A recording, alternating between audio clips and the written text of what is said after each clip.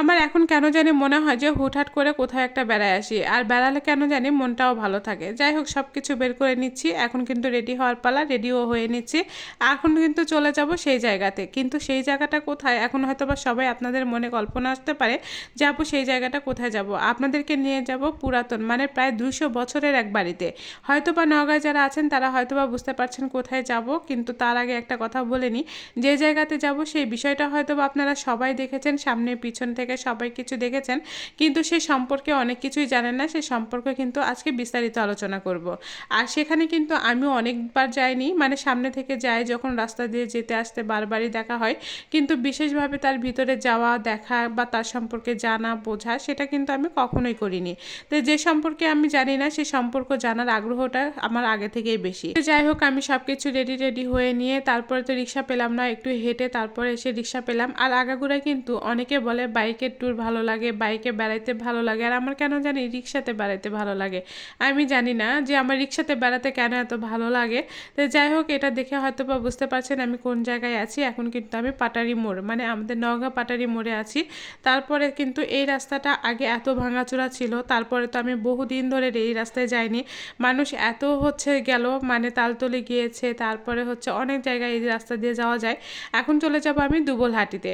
এখন হয়তো বা অনেকে বলবেন যে আপু দুবলহাটি কেন যাচ্ছেন, আর দুবলহাটির রাস্তাটা আগে কেমন জানি ছিল, এত ভাঙাচোরা ছিল, সেখানে যেতে একদমই ভালো লাগতো না। তো অনেক দিন পরে মনে হলো যে না, যাওয়াটা উচিত, ওখানে একটু যাব, বেড়াতে যাব।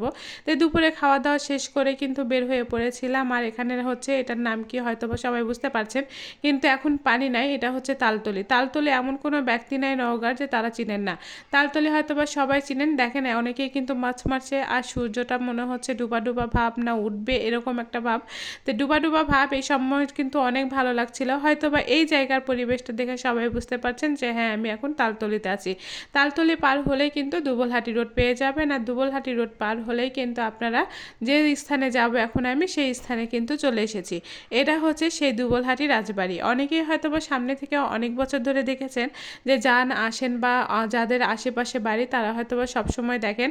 আমার দূরে বাড়ি, কিন্তু আমার এটা নিয়ে কিন্তু জানার এবং বোঝার আগ্রহটা অনেক বেশি। তারপরে সেখানে যাওয়ার পরে কিন্তু দেখতে পেলাম বিশাল একটা দিঘি, কিন্তু দিঘির পানিগুলো বিশ্বাস করেন একদমই ভালো না। এই দিঘির পানিটা এত নোংরা ছিল, কিন্তু আমার মনে হলো যে এটা যদি পরিষ্কার থাকতো তাহলে কিন্তু অনেক মানুষের অনেক ভালো হতো। একটা জিনিস আছে আমাদের, কিন্তু সেই জিনিসটা যে পরিষ্কার পরিচ্ছন্ন রাখাটা দায়িত্ব কিন্তু আমাদের, কিন্তু বিশ্বাস করেন যে আমাদের কিন্তু এই জিনিসটা যে দায়িত্ব আছে, কিন্তু সেই জিনিসটার দায়িত্ব কিন্তু আমরা কখনোই নিজের ঘাড়ে নিই না। আর এটার পানিটা এত অপরিষ্কার ছিল যে এখানে কেউ কিছু করতেও পারবে না। আশেপাশের মানুষ কিন্তু সবাই থাকে, মানে রাজবাড়ির পার্শ্ববর্তী এলাকায় কিন্তু সব মানুষ থাকে। সবাই যদি এই পানিটা ইউজ করতো, মানে ব্যবহার করতো, তাহলে কিন্তু বিশেষ করে এই পানিটা খুবই ভালো থাকতো। আসলে কিন্তু কোনো জিনিসও পরিত্যক্ত হয় না, আমরাই কিন্তু পরিত্যক্ত বানায় দিই। আপনি যদি একটা জিনিস সবসময় ব্যবহার করেন সেই জিনিসটা কিন্তু সবসময় ভালো থাকবে, আর আপনি যে জিনিসটা ব্যবহার করবেন না সেই জিনিসটা কখনোই ভালো থাকবে না।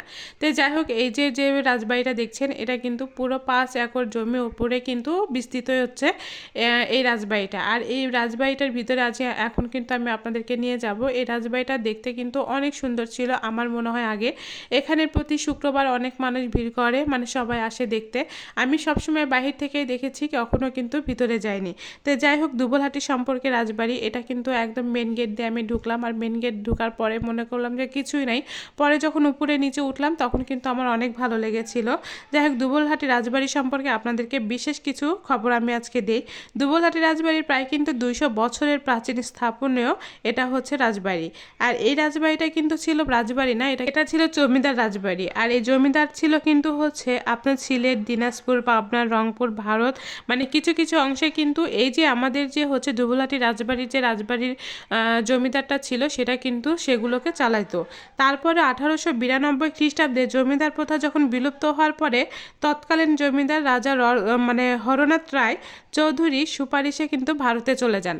সে কিন্তু এই হরনাথ রায়, মানে ভারতের যে হরনাথ রায় চৌধুরী ছিলেন, তার সুপারিশে তিনি ভারতে চলে যায়।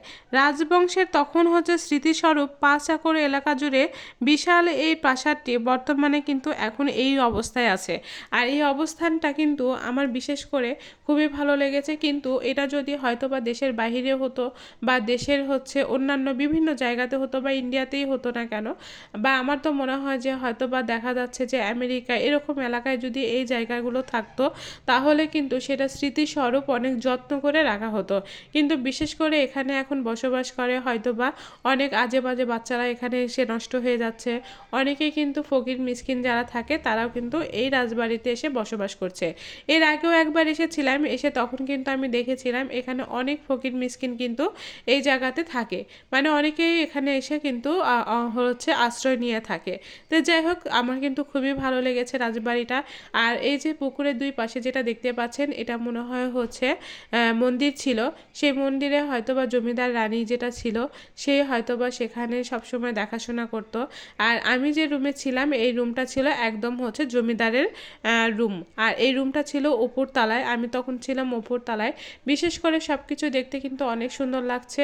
আর আমার তো মনে হয় এই রাজবাড়ি সম্পর্কে আমাদেরকে সবারই কিন্তু অনেক কিছু জানার দরকার। বিশেষ করে আমরা বলি যে এটা রাজবাড়ি, আসলে এটা রাজবাড়ি না, এটা হচ্ছে জমিদার বাড়ি। আর এই জমিদার বাড়িটা দেখতেও যেমন সুন্দর ছিল তেমনই কিন্তু ছিল আকর্ষণীয়। কিন্তু ওই যে আমরা বললাম যে আমরা কিন্তু হচ্ছে কখনো একটা জিনিসের মানে বিলুপ্ত হয়ে যায় শুধুমাত্র হচ্ছে আমাদের জন্য। তো যাই হোক, আশা করি আপনাদেরকে বোঝাতে পেরেছি। আজকে এই পর্যন্তই। আল্লাহ।